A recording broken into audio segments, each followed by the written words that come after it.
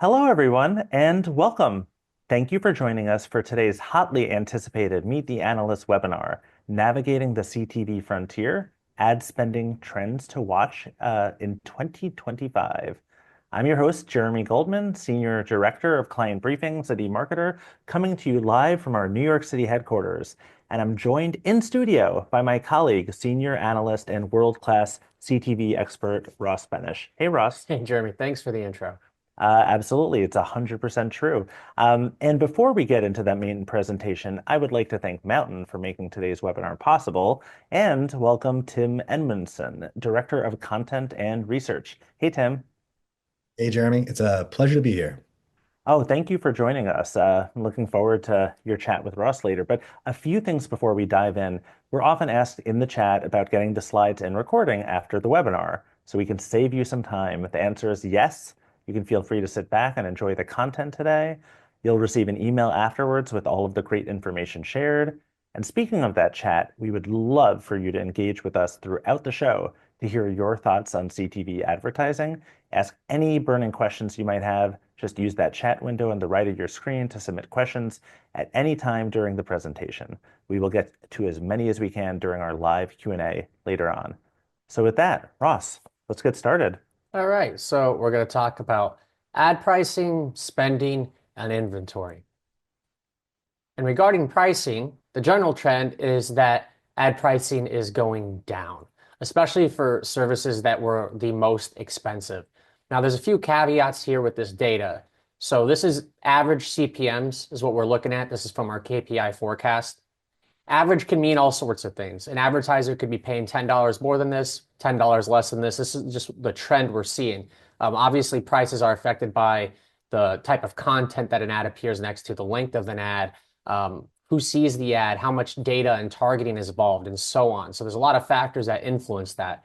But what we saw in general was that Netflix, when they launched their ad tier, was priced above their competition, and them and Disney and Peacock and Max have been lowering their prices lately to be more in line with the rest of the market. A big reason why they've been not forced, but nudged to lower their prices is because there's more inventory available in the market than there was a few years ago. And a big reason why there's more inventory is due to Amazon.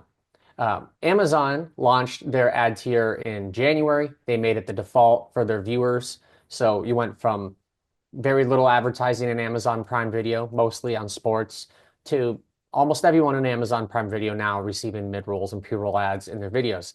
And that in general has put downward pressure on the rest of the market. So the services that were the biggest outliers are now having prices that reflect, they're still above the market norm, but they're not as high above as they used to be. And this is all for subscription services on this chart. Now in this chart, we're looking mostly at free services here. They see a little bit different trend. Their pricing is mostly flat. It's up this quarter because in Q4 in general, you see a price rise as marketers spend their annual budgets, and there's all the holiday shopping going on. So Q4 is a little bit of an outlier, but otherwise the prices for the free services are pretty constant. Fox has acknowledged this. We've seen this data elsewhere, and we have Roku, the Roku channel on top here. Roku has other ways of selling the inventory. Of course, this is just the Roku channel. We believe that their ads are pricier than other fast services because they have their own ad tech. They have a lot of valuable ACR data that other fast services don't have access to, which would allow them to charge a premium compared to similar types of streaming services such as the Roku channel. And on the bottom, we have YouTube. What I said earlier about the average price having a lot of caveats, that applies even more so for YouTube. YouTube has, really short 6-second ads. They have 2-minute long ads, skippable, non-skippable, interactive, all sorts of different ad formats.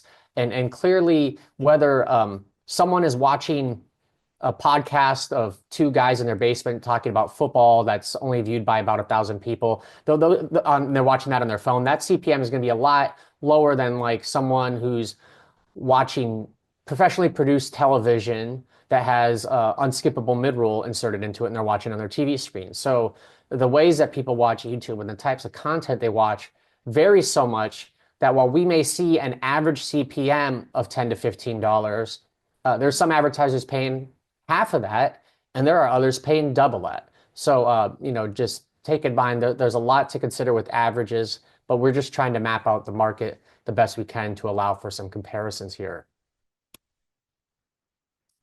This data here is from Guideline. We're not looking at a particular service with this data. This is a market outlook, and this is on eCPMs. So the previous two slides were on CPMs. That was our own data. This eCPM is more of a sell-side metric, so the numbers will be slightly different than what we showed.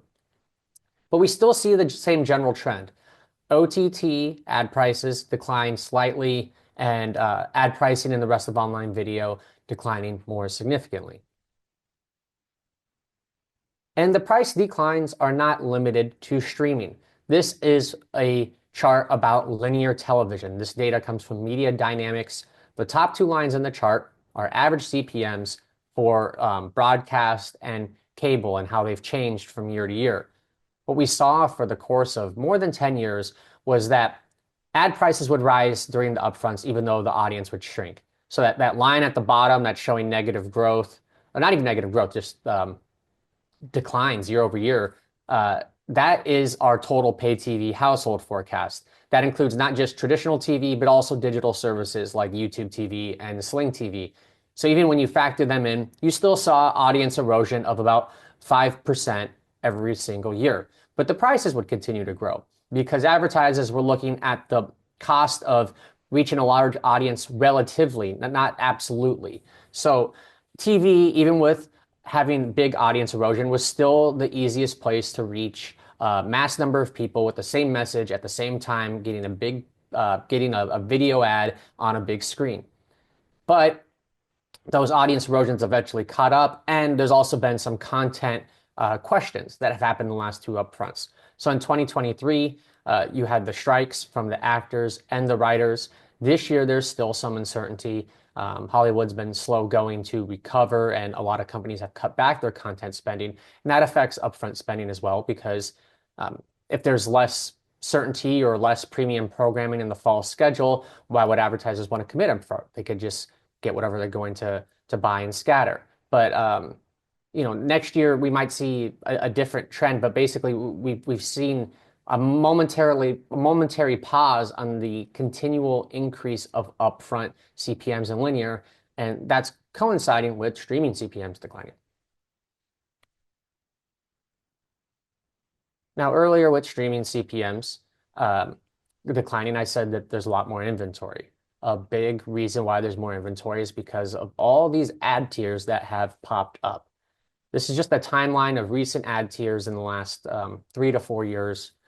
And there could be, even more coming. Apple TV, though, is really the only major holdout, and their usage is much less than like Disney Plus, certainly much less than Netflix. So they wouldn't have a momentous impact on the market. But as streaming services have been forced to cut their losses, try to earn profits, they've turned more to advertising to stem those losses.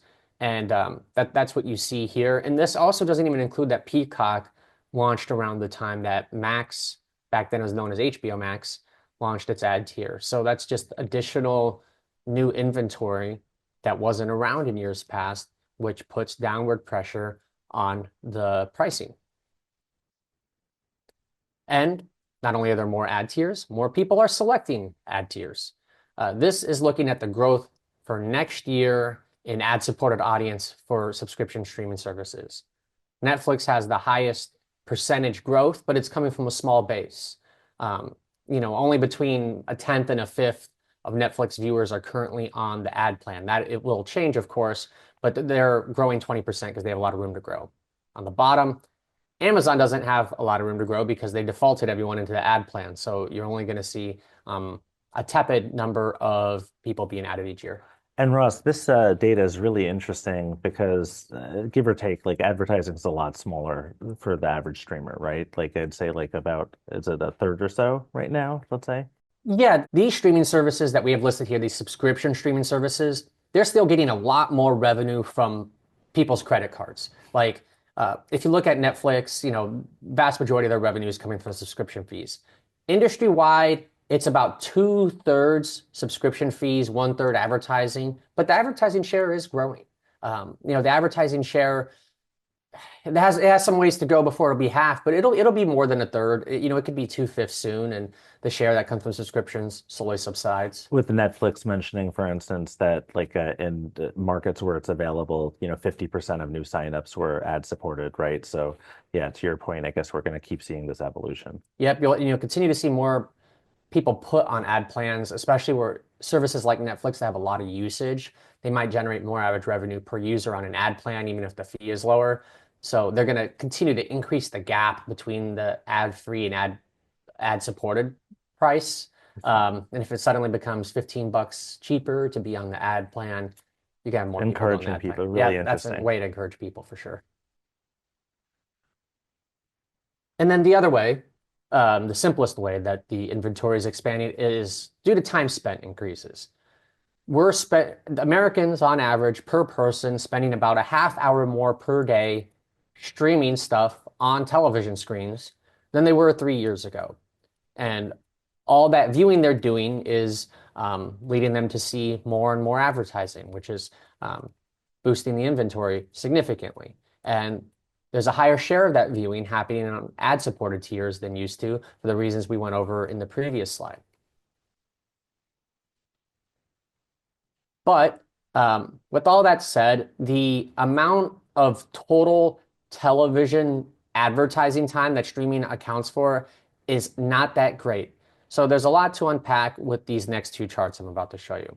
So with this chart, we're looking at each streaming service's share of total TV time spent and advertising time spent. So the way to look at it is with YouTube, and by TV, I mean the combination of streaming and linear TV.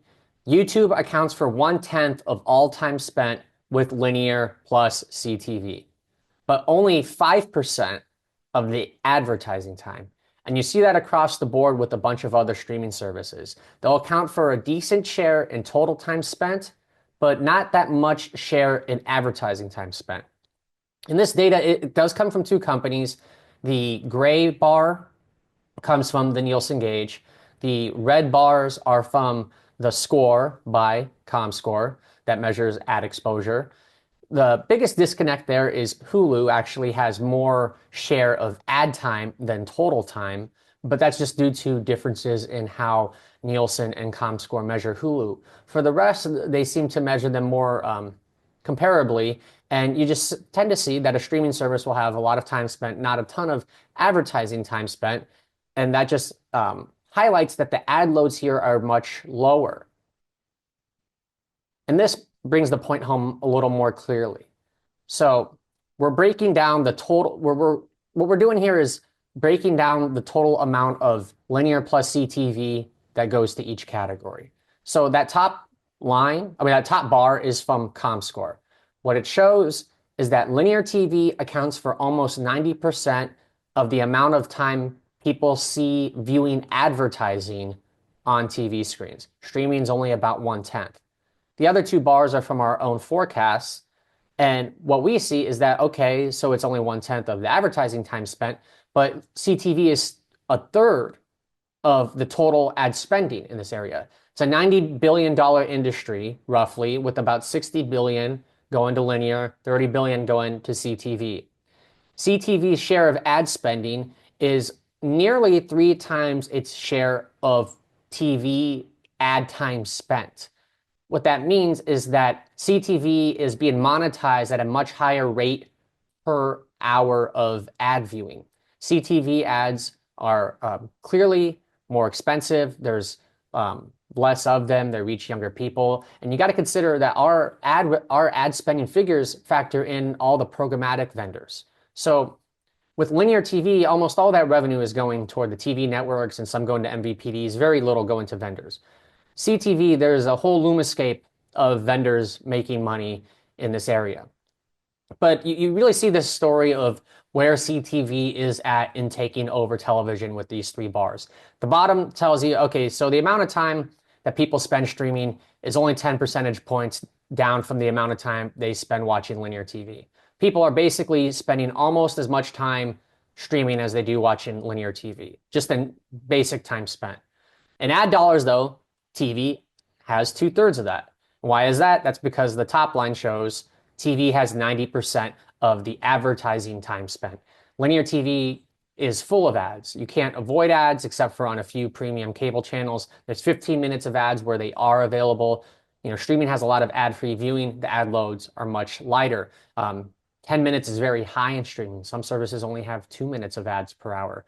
So the ad exposure has a lot of room to grow, really. CTV has captured so much of audience attention and quite a bit of advertiser budgets while only accounting for like a little over a tenth of the inventory. And that's after they've had substantial increases in the amount of inventory that have dragged the prices down.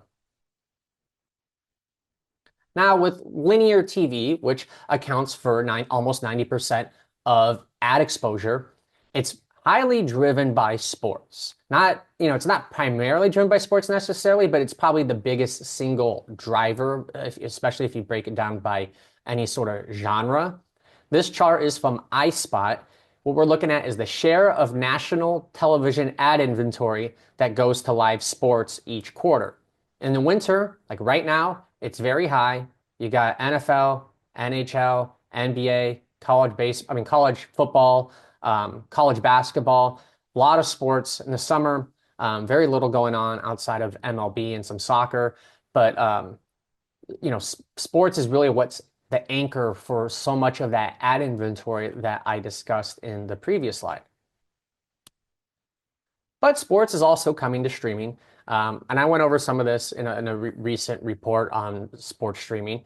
But there was just an announcement today that DAZN, the streaming service, has rights to not the World Cup, but the FIFA Club World Cup. Is $1 billion rights that they got, and they can sublease some of those to broadcast networks. But that's a big deal, and that's not even on this chart because I wanted to limit it to the big three pro sports. If you include soccer, they're on half these platforms as well. But you really see that the sports leagues have done business with a lot of streaming services. They know that's where young viewers are, and they know that's often who's going to pay the most for rights because these streaming services are so eager to have consistent ad inventory and to have some sticky content that makes viewers loyal so that they don't churn out and they continue to give them those subscription fees. So this grid is for national, right? Yeah, this is all national rights on this chart here. So how do RSN's regional sports networks play in? Because I feel like they've been in a challenge spot, let's say, the last year or two. Oh yeah, RSNs are in a huge challenge spot right now. Diamond is bankrupt, and they're the largest RSN. Comcast has pulled out of theirs. AT&T has ditched theirs. There's a lot of teams are still figuring out, but that is coming to streaming. So a lot of those Diamond teams are now being offered on Amazon. Amazon originally was going to invest in Diamond, and they pulled out, but they still offer some teams on a regional basis. And then you have stuff that's not even listed on here, like Gotham Sports right now is an RSN that combines Yes Network and MSG into a single app. You're gonna see more of that. The Pelicans, the New Orleans Pelicans NBA team has their own streaming service. So regional networks, hugely important. They have most of the NBA, NHL, MLB broadcasts. Could be a really good tailwind to just help streaming grow. RSN's problems as streaming's gain potentially. And I think with RSNs, you'll probably see more subscription revenue than advertising revenue because the price point will be very high. Sure. Like that Gotham app, I think it's like $40 a month. And yeah, it's very high subscription revenue. Yeah, for sure. Now, earlier I talked about how television ad loads are really high, about 15 minutes of ads per hour. Streaming ad loads have been pretty constant. Now, this data from Whirl is on FAST services. They have higher ad loads than, say, like Netflix or Max do. But what's stuck out to me when they released this data was that the ad loads haven't changed a whole lot recently. Now, if we took this data back 6 years, you would see the ad loads have increased quite a bit. But over the last 18 months, not so much. And then this data is from Media Radar, and this looks at specific services, and these are all subscription services. And we see kind of the same trend. The ad loads are lighter, like I said, than they are for free services. And that makes sense because you're already paying a subscription fee here. With the fast service, the customer trade-off is that you have to sit through ads. With the free service, if you're already paying $6 or $10, you want to sit through fewer ads. Some services have increased lately, but most of them have stayed pretty steady. However, there are some increases coming up. Amazon has said they're going to increase the ads in Prime Video. Right now, it's only a few minutes of ads per hour, and that's going to be jacked up. And same with Max.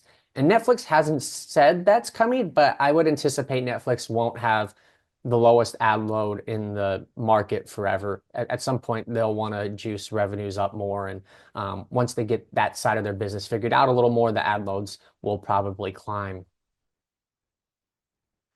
All right, so I just want to summarize. I threw a lot at you. I just want to emphasize what is and isn't driving all this inventory growth. Okay, so a lot of ad tiers are coming, or a lot of ad tiers have been launched. That's a big driver. Time spent has grown quite a bit, and we've seen a big adoption of ad-supported tiers. Not only have they launched, but more viewers are on them than they used to be. Now, just for some context of how much the amount of inventory has increased, Freewheel reported that the number of impressions they served in the first half of the year was up 14%. And that undersells the total increase because that's just how many ads they served. And they are, one of the largest ad servers, but YouTube and Amazon have their own ad servers. And Amazon injected a few $billions in this industry kind of overnight. So when you take that into account, the share of impressions that's in the market now compared to, let's say, a year or two ago is even much higher than 14%. However, there's been a lot of inventory growth, but the caveat is that linear TV is still 85% of ad time. Like almost all the ads that people are seeing on television screens still flow through linear TV right now. And it's a kind of a misconception that, there's so much inventory growth, prices are coming down. That's just because everyone's increasing their ad loads a lot. Ad loads are up from where they were years ago, but they haven't changed much in the time period when the CPMs have declined. There are some more increases coming, but really ad loads have stayed pretty flat. About 8 minutes of ads per hour, 8 to 10 minutes of ads per hour for a free service. Subscription services range, but they go from probably 8 minutes to a minute or two. Now, if we step back and then just look at like where the heavyweights are in streaming, we still see that YouTube and Netflix just have a much bigger viewership lead on everyone else. If we want to just consider total time spent, Netflix doesn't have the ad exposure that YouTube does, but it's still such a huge part of people's entertainment budget. Entertainment package. All these streaming services have been growing their revenue for the most part. Warner Brothers Discovery has had some troubles and Paramount at times. A lot of that's more so due to cost cutting, which might drag down revenue growth, but might make their profit margins look better, or at least reduce their debt a little bit. But basically, every quarter for the last 2 years, most streaming services have inched closer to profitability if they haven't already achieved that. And a lot of that is due to price increases. The cost of subscribing to all these streaming services has risen, but advertising is a big part as well. And with advertising, we're seeing that there's a room for a lot of companies to thrive here. The market used to be really concentrated. When we did our first forecast in 2019, it was Roku and Hulu and YouTube were like well over half the market. They were the first companies to hit $1 billion in annual CTV ad revenues. And now you're going to have 6, and soon you'll have about 10 companies, or 10 services, rather, not just companies, in the US making more than $1 billion a year. It's pretty substantial. So I know you said services and then also said companies. So speaking of companies that aren't platforms, are there any companies that you would say we should really be paying attention to? Yeah. This is looking at streaming services specifically, but I think the biggest company right now that's making moves the Trade Desk announcement on them having an operating system is something I would pay attention to because they're ready. They're on the DSP side, but then if they're going to have an operating system, then they're competing with Roku and Amazon and Samsung. They clearly believe that this is a big growth area for the company and for digital advertising as a whole. So just given the resources of them, I would keep an eye on them. Vizio is also interesting, just to see what they do now that the Walmart acquisition Right. has closed. That finally closed for those at home who didn't Yeah, know. just closed So, today, I think, right. right? Yeah. Yeah, Yeah. Or yesterday. Yeah. yeah. So, All right, so now I just want to go over who's spending that money, not necessarily by brand, but by category. And the thing that stands out is that there's so many media and entertainment ads on streaming services. It's almost like endemic advertising because you see streaming services, um, the ads on them are often for other streaming shows or other TV shows or movies that will eventually come to streaming services. In our own forecast for digital advertising, media and entertainment is not even close to being the largest category, and it takes up less than a tenth of total digital ad spending. But when it comes to CTV, entertainment is huge. It's bigger than like auto or finance, which are much larger categories in overall ad spending. With CTV, there is so much of it's being used to market other entertainment services. And that had an impact during the strike when those companies were reducing their marketing. But now that they're trying to get people to go back out to the cinema, entertainment ad spend has been pretty healthy this year, which has benefited streaming services. And this is the last chart here. And what it emphasizes is that um, marketers are moving to more advanced metrics. Everyone does want to tie ad back to a sale, or most marketers would like to tie an ad back to a sale or some sort of like specific outcome. That is true, but old school impressions and views are still a key component of campaigns and evaluating what you're getting for what kind of bang you're getting for your buck. So, this kind of gives some validity to like why what ComScore is doing with breaking out the ad exposure time actually matters. All right, so general trend, ad prices are declining. They're declining more so for the subscription services than for the free services. But they are climbing because the inventory is growing, but the inventory is not growing because of ad load rising. Ad loads are pretty stable.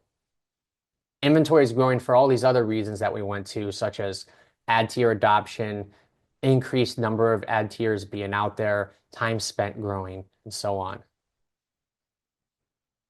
Now, CTV ad prices are declining. The ad inventory there's much more supply of ad inventory than there was a few years ago. But linear TV still has 6 times the amount of ad impressions as CTV does right now. And that will change, but that's one of the lagging areas for CTV to catch linear. And when marketers are spending all this budget on CTV, they have a lot of options, and the Billionaires Club continues to grow. And that's all I got for now, Jeremy. well, that's all I got. That's quite a bit, Ross. Thank you so much. That was amazing. Especially all that great content focusing on, I think, how marketers can take advantage of the CTV opportunity. Like to get in while it's hot. As they say. So we will be getting back into it shortly with a thought-provoking quick take conversation between Ross and our guest, Tim Edmondson, Director of Content and Research at Mountain. And don't worry if you joined us late. We will be emailing you a link with the slides and the recording of today's presentation after the show. And a quick reminder that we will be taking your questions live soon. I'm envious of you all that you get to ask questions of these fine folks. So keep them coming. All right, Ross, back over to you and Tim. Thank you. So, Tim, as a performance-based platform, how does the increasing amount of ad inventory from these businesses affect what advertisers can do? Hmm. Yeah, good question. And just real quick for answering that, love the presentation. Oh, thank you. Amazing. I think it's showing an industry that is changing and growing. And just to bring it back to the question, it's a major benefit for advertisers. I think connected TV right now is in a place where you're seeing these major players get involved, right? That hasn't always been the case. It's always been this evolution of streaming, cord cutting, et cetera. And the big players weren't in the ad-supported space. Now they are, but they're still dipping their toes in the water. And I think an important thing to kind of put everything in perspective, kind of frame this opportunity for advertisers with the increase in ad inventory, the amount of viewers increasing, is the fact that you're going to be able to reach your customers where they are. That hasn't always been the option with TV because as cord cutting increased, those TV viewers were suddenly off the table. But now they're back, and every single major player in the space is financially incentivized right now to create the best ad experience possible for advertisers. They need to draw in advertisers. They need to reach that parity when it comes to viewership, time viewed versus ad exposure that was detailed earlier in this presentation. They are going to work hard to make that happen. And they're going to bring more inventory, but they're also managing it well. Remember, they're dipping their toes in the water. This is a golden goose for them. These are media companies, and they produce a product, and they don't want to ruin their product by increasing ad loads too quickly or recklessly. So they're very much taking care of the user experience, and they're also taking care of the advertisers. And with Mountain, we, as mentioned, we're a performance platform. It's more like think paid search and social, but with TV advertising, taking advantage of that digital component. They're able to commit budget in a way that you can see a measurable return and take advantage of all these trends. So it's an exciting time, I think, for streaming TV advertisers. Well, as more inventory comes into the market, is that going to have an impact on ad creative? And, are there considerations that brands should keep in mind? Yeah, definitely. I think it's an interesting time because one of the things that it's kind of lurking, like in astronomy, they know there's something out there because they can see the gravity that it's affected around it, right? Like they know there's something there because something is making the area around it move. I think one of the things that kind of is the equivalent of that in the CTV advertising space is the fact that there are a lot more advertisers that are now considering streaming TV. Because it is, a performance channel. It can be used to reach specific audiences. You see a lot of research out there when they poll marketers about what are the benefits of CTV advertising. It comes back to audience. It's audience because they are able to reach folks who will, be aligned with their brand, are likely to engage. We see that on our platform all the time. We optimize our platform for that outcome. And so there's now a bevy of new advertisers who need creative. And that is a challenge because they've grown their businesses with other channels. They want to elevate themselves to TV. And this isn't just like hypothetical, like 90% of Mountain's customers are first-time TV advertisers. So we're seeing this trend firsthand. And so I think the creative impact is there's a rising need for it, but also creating content that can be used on other digital channels, make that video investment count because video advertising is essentially like a ticket to TV now. And it can be used on social and other channels. So I think that's the big creative story in 2025. Well, I mean, regarding linear TV, viewers are going from linear to CTV increasingly. How are clients balancing their budget between linear and CTV? It's a good question, and I think it has an expected answer. There's still spend on linear TV. Like no one is, or at least a smaller percentage, I can't say no one, but is looking at their TV strategy kind of holistically. And you saw the reasons why in the presentation earlier, right? Broadcast linear TV still has that 6 times the amount of impressions. So if you are looking for awareness, if you're looking to just get your name out there to as many people as possible, and that's valid and should be done, linear TV is a great tool for that. you see that streaming, while it's still growing, and I think we're going to see that parity eventually, because we're very early in this game when it comes to CTV advertising. Um, you're going to see uh, folks who are going to focus more on CTV, build out creative with that in mind first, and uh, still look to linear TV for an option when it comes to just maximizing the value of that creative. But on the CTV side, it's going to be more about the focused targeting. It's going to be more about maybe middle funnel, lower funnel. You'll see that component kind of play in. So both TV in general still has a place in this world. Okay, and this is my last question. As the new year is quickly approaching, do you have any predictions for the next year for advertisers? Yeah, I think going back to what I said about the video creative, and especially as this market expands and the inventory increases, the technology that connects advertisers to their audience continues to improve. I think it's really going to be the opportunity is investing more in video creative. I think that is something that unlocks opportunities, be it an advertiser who's new to TV and wants to get involved, which is what we're seeing increasingly, to established TV advertisers. The targeting aspect of CTV allows you to bring personalized messaging a little bit more to the forefront. You're talking to your audience. You're speaking to someone who is going to want to engage with your brand, so you can speak to them in that way. The broader awareness plays, maybe that's not so much the case, but it's going to be good to have some CTV ad creative that is able to speak to people who know you more. Maybe they're lower in the sales funnel. We do that ourselves. Like, we have our chief creative officer, Ryan Reynolds. We have him in our ads, our big awareness ads. But as folks move down the sales funnel, we serve them product focused ads, things that kind of tout the features and values of something that they may be interested in. So you have that flexibility with CTV. That'd be harder to do on linear. So I think that's going to be a big one, is just creative video flexibility. Well, thanks for that perspective.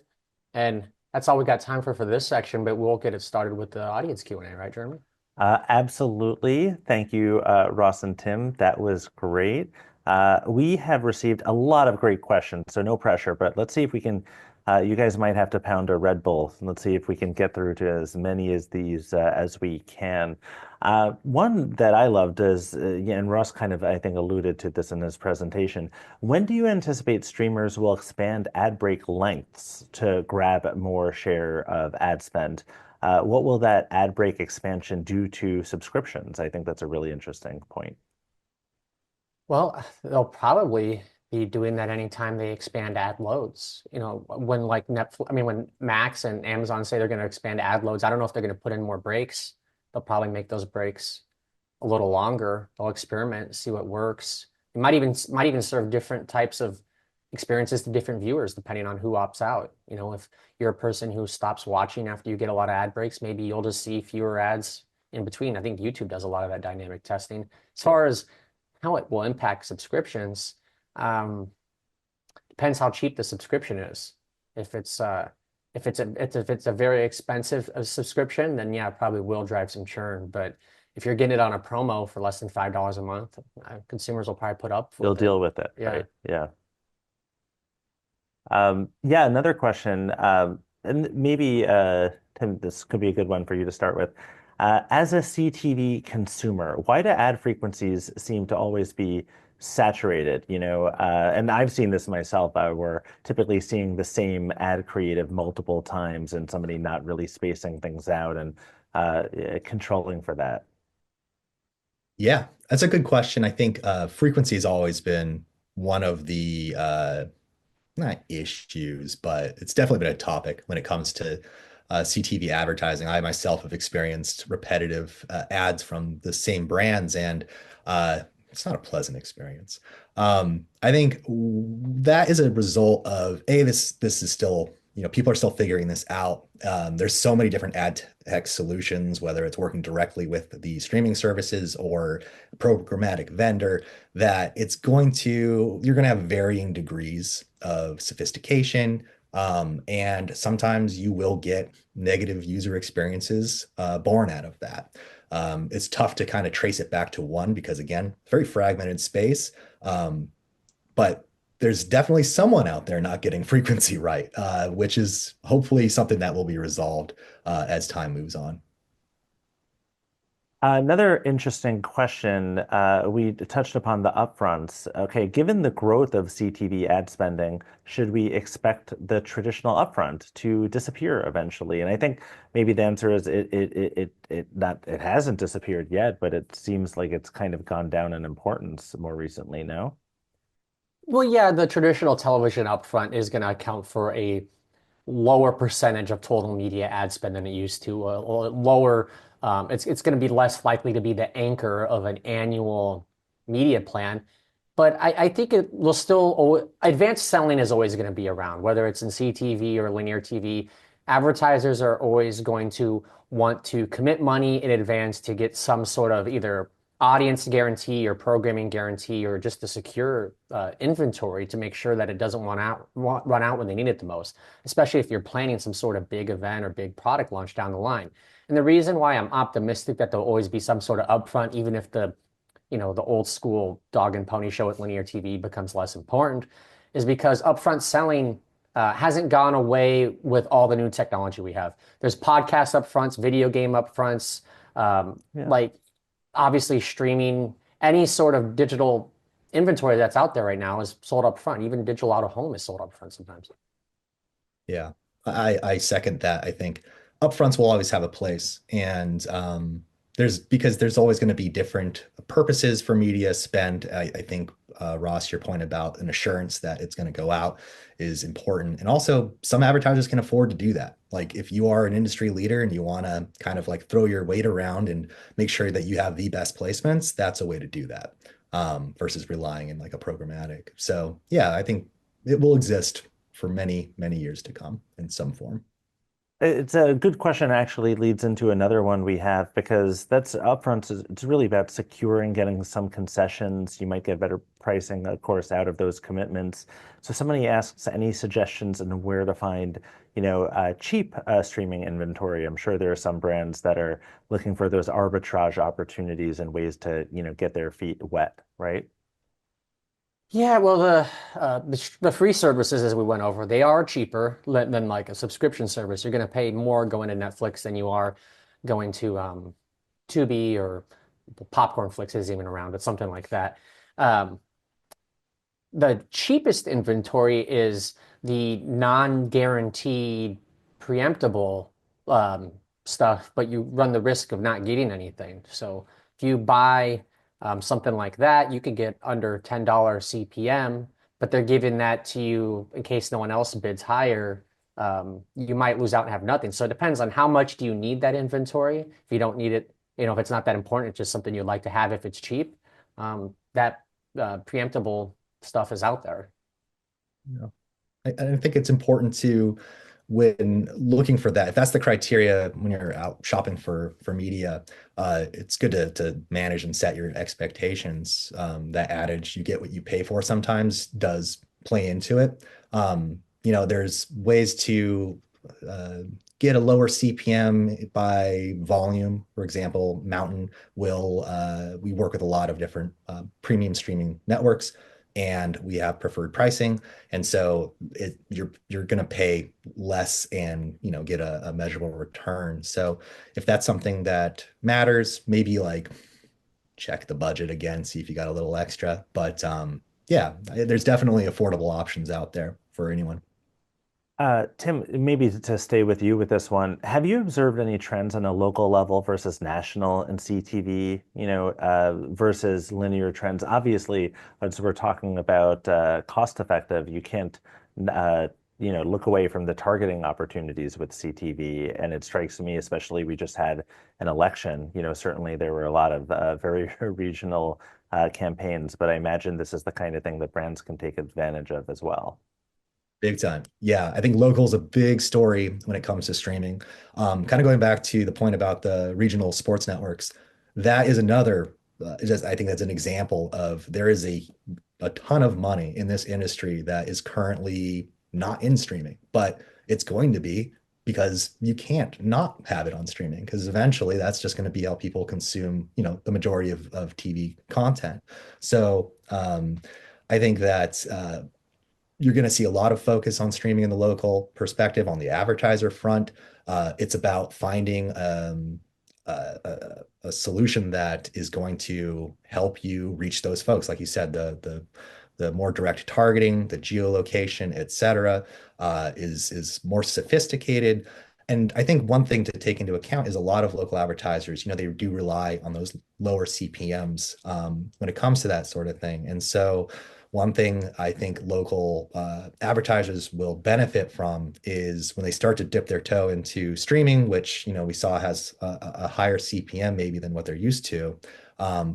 They need assurance that it's money well spent, and that's where CTV's measurement aspect comes into play, the optimization aspect to play on that audience data to make sure it's reaching the right folks to drive action.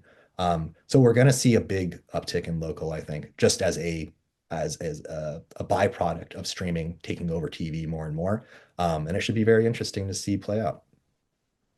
I have a few questions that I think I can kind of merge into one just to cover more ground. Okay, so for both of you, is ROAS, return on ad spend, the ultimate bottom line KPI for measuring CTV performance? Or, if you're a brand manager, if you're seeking awareness or engagement, is that a viable way to approach your CTV advertising budget? So basically, is it one or the other, or is it both from your perspectives?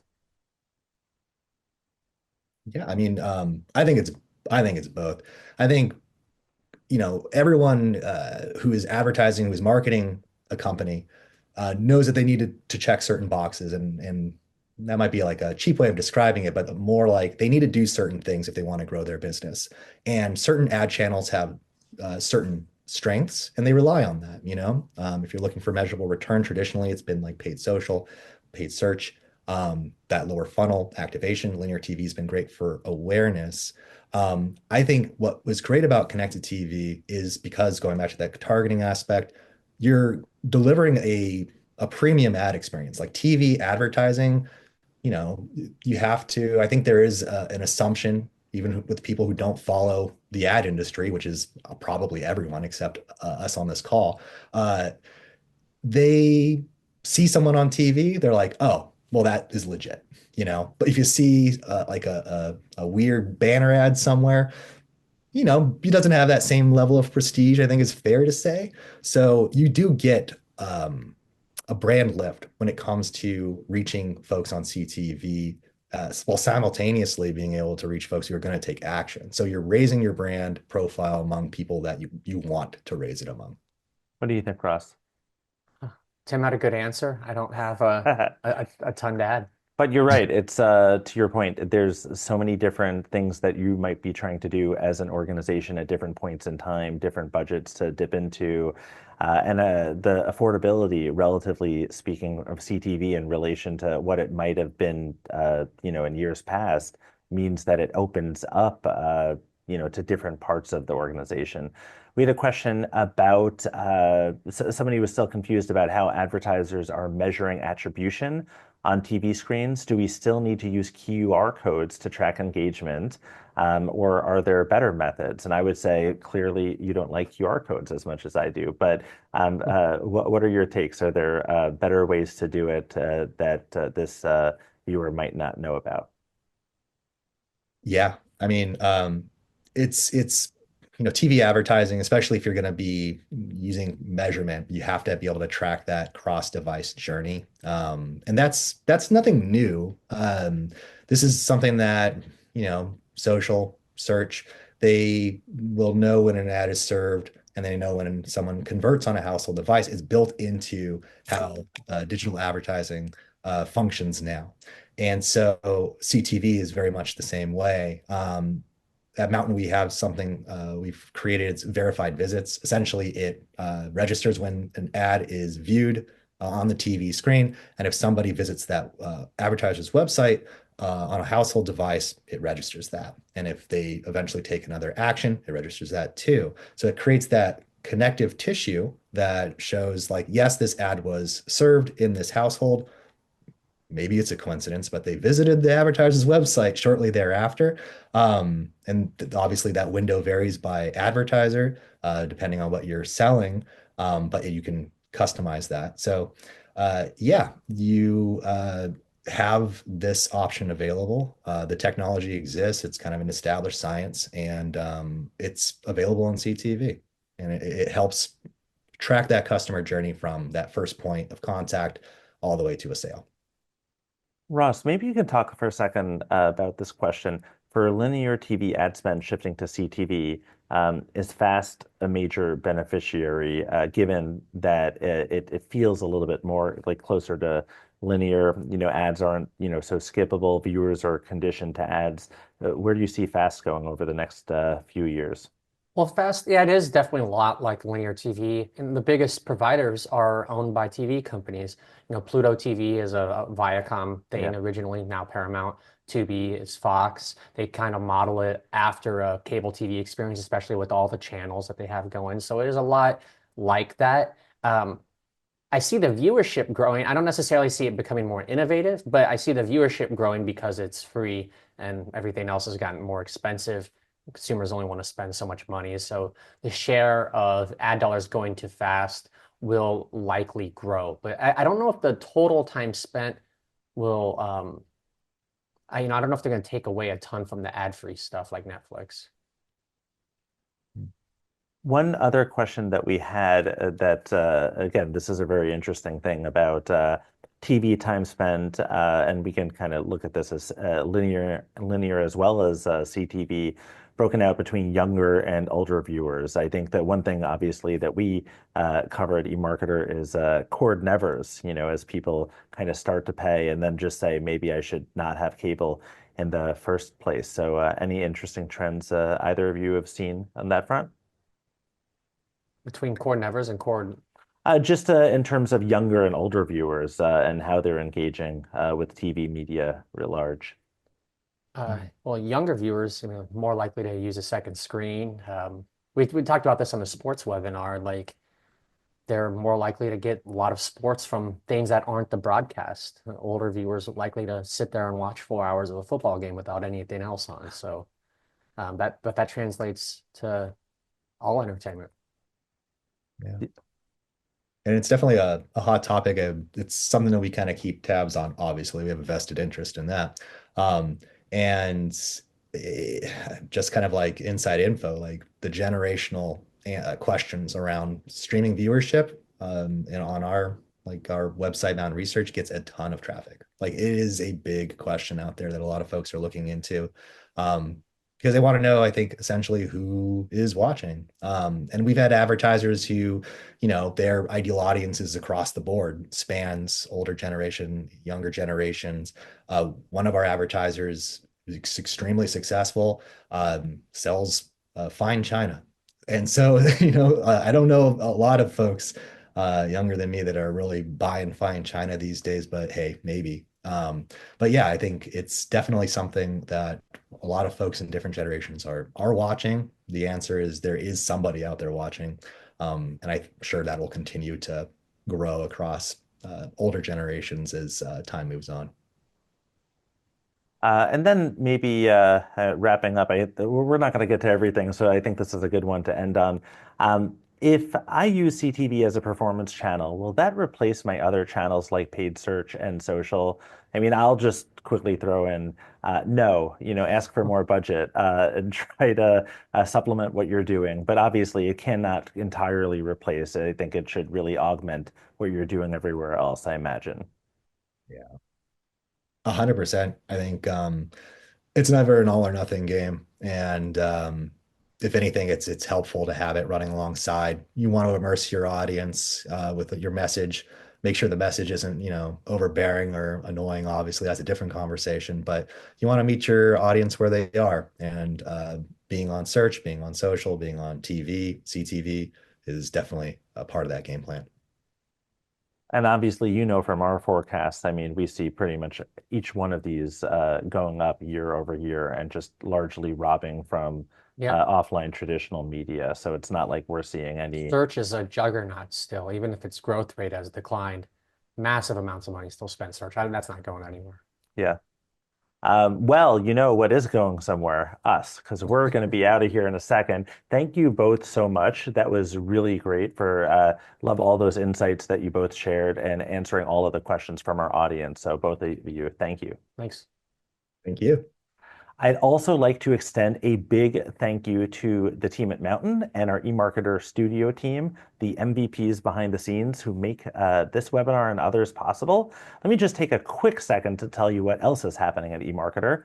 Visit emarketer.com to register for upcoming live analyst and tech talk webinars and sign up for our newsletters because they're great. And don't forget to tune into Behind the Numbers, eMarketer's daily podcast, which you can find anywhere you listen to podcasts. Keep an eye on your email for the link to today's playback. I know you're going to be refreshing that inbox pretty soon.